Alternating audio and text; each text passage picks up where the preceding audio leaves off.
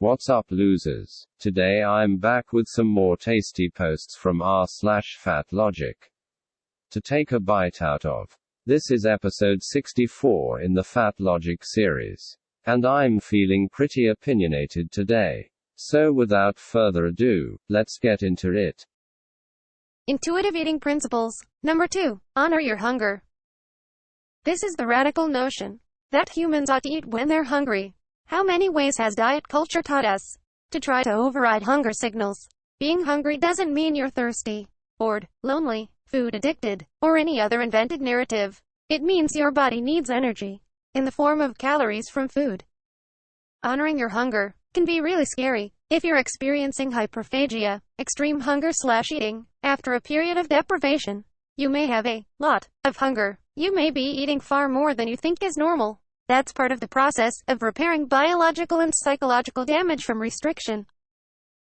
Structure may actually help you here, though it doesn't feel intuitive at first. Honoring hunger may mean getting on an eating schedule, something like 3 meals and 2 to 3 snacks per day. Eat every few hours, and notice how you feel beforehand.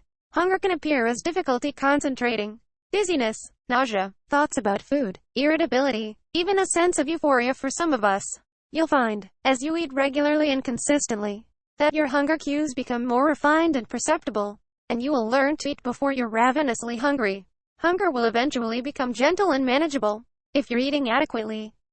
Honoring hunger also means you're eating what you're hungry for. If you're craving a cheeseburger, don't eat a salad. Obviously, we all have some material constraints around food choice, but believe your body when it communicates its needs in the form of cravings. As much as it's in your power, eat what you crave, and watch the body crave increasing variety over time. Human bodies have been driving eating behavior via hunger for 200,000 years, and they've quite got it down. The fact that we have more dietary choice now is not reason to think our body's incompetent in this area. I love this phrase. Honor your hunger, respect it, trust it, attend to it, defer to it. The tricks of diet culture are not worthy of honor. But your hunger, that is, your body, absolutely is. Wow, that was a long one, wasn't it? I guess I'll respond to it by going through and pointing out any points upon which the post and I disagree. There will probably be quite a few, so let's get started. First of all, feeling hungry can mean that your body is deprived of energy. But it can, absolutely, also be caused by boredom or unresolved emotional issues. The existence of obese people in and of itself is evidence of this. Because if people only ate as much as they needed to subsist, they would not consume nearly enough calories to become that large. It is abundantly clear that most fat people become that way through an over-reliance on food as a source of pleasure or emotional comfort. And no amount of clumsy rationalization will change that fact. Secondly, telling people to eat, far more than they think is normal, when coming out of a period of restriction, is genuinely terrible advice. If the person was restricting for the sake of healthy weight loss, binging will just make them put the weight back on, which is bad. And if the person was unhealthily restricting because of an eating disorder, they need to be brought back to a healthy relationship with food gradually and carefully. Making them eat enormous amounts of food right out of the gate is only going to trigger them to retreat back into their restriction, which is also bad. So yeah, this advice straight up sucks. Thirdly, what on earth is this paradoxical nonsense about intuitive eating, by planning meals in a way that doesn't feel intuitive? If you have to rigidly structure your eating, and it doesn't feel natural to you, that isn't intuitive. Because words have meanings. I don't think that eating needs to be intuitive. And I don't think that there's anything wrong with planning meals. But if you're going to promote your dietary advice as intuitive eating, could you at the very least make it actually intuitive? All I want is a basic level of respect for the English language. Surely that can't be too much to ask for, haha. Fourthly, I don't understand all this focus on refining and improving your hunger cues. Like, being hungry does not require technical mastery. You're not a ninja or some sheet, haha. It's not that hard to tell when you're hungry. So yeah, that whole part weirded me out. And lastly, advising people to eat exactly what they feel like all the time is also laughably terrible advice. It's only natural that people will crave hyper-palatable, calorically dense foods, like cheeseburgers, but eating such food all the time, in the place of lighter meals like salads, is a recipe for disaster. Human beings might have got by on the natural hunger cues for thousands of years. But the food landscape which we currently inhabit is completely different to that experienced by our ancestors.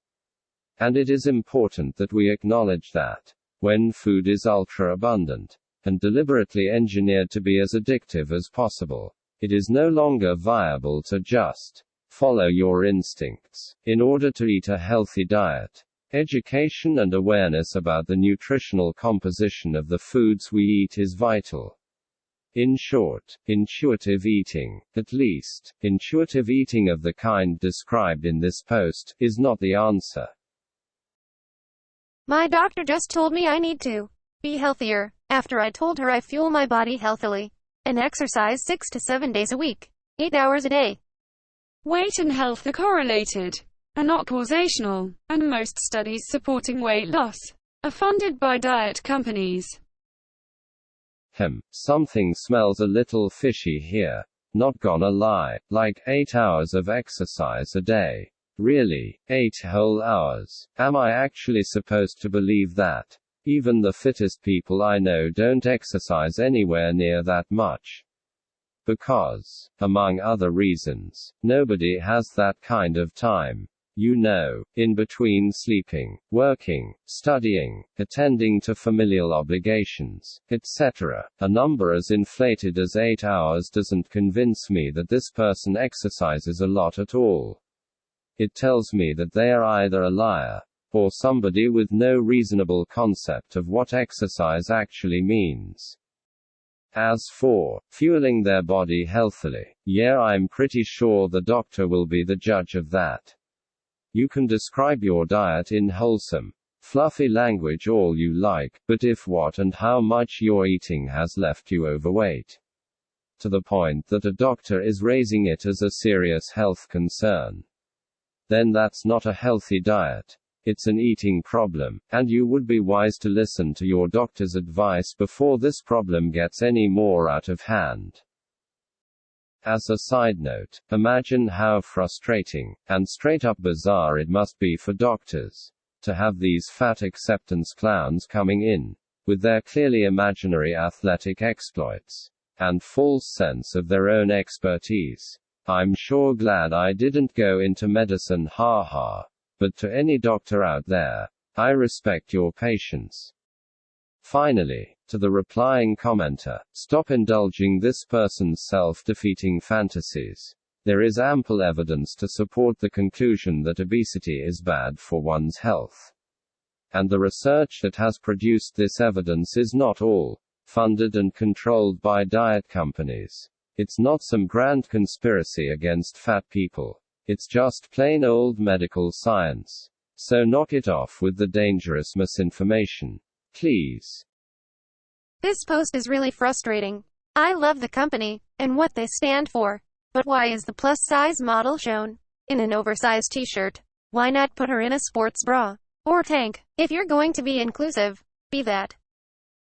Okay, so, apparently this is a comment from a post on a lifting apparel's Instagram. And what can I say? I straight up agree with the comment. So I don't really know if it should be considered fat logic. As much as I might find the endless petitioning for more plus-size representation from online fat activists tiresome, if a company is going to provide this representation in their promotional material, I don't see why they shouldn't do so in a way that's even-handed.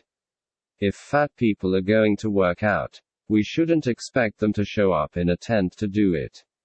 Some fat people might prefer to dress in oversized clothes, due to insecurities about the way their bodies look, But we shouldn't assume that this is the case, and impose it upon them through marketing.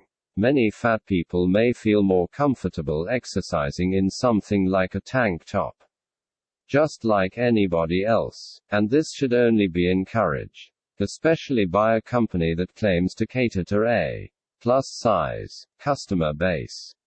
Of course, it's likely that the reason the company didn't want to have an obese woman in a sports bra in the post is because they thought that it would hurt their brand in some way.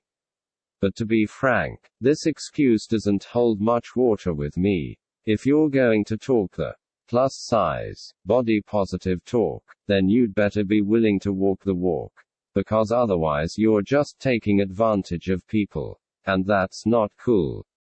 I am strongly in favor of getting fat people into exercise, and if seeing bold representation of fat bodies in the same clothes as thin people would wear is what it takes to achieve this goal, then I'm all for it. You know, provided that we don't go full health at every size, haha. Having clothing companies pay lip service to plus-size representation, while failing to live up to this ideal in their marketing, and reinforcing the notion that fat people don't belong in exercise spaces, isn't doing anyone any good, except for lining their own pockets. And I think this post is justified in calling this out. I know, I'm surprised too, haha. But yeah, at any rate, that's all I've got for you today. I hope you enjoyed taking a look at these posts with me, and hearing my thoughts on them. What do you think? Should we all honor our hunger? Was that second poster really exercising 6 to 7 days a week? 8 hours a day? Should plus-size promotional material include fat people in sports bras and tank tops? Or only in oversized t-shirts? Let me know in the comments. As always, don't forget to like and subscribe, or I'll steal all of your tank tops and sports bras, and replace them with oversized t-shirts. Just kidding, haha. Anyway, catch you later.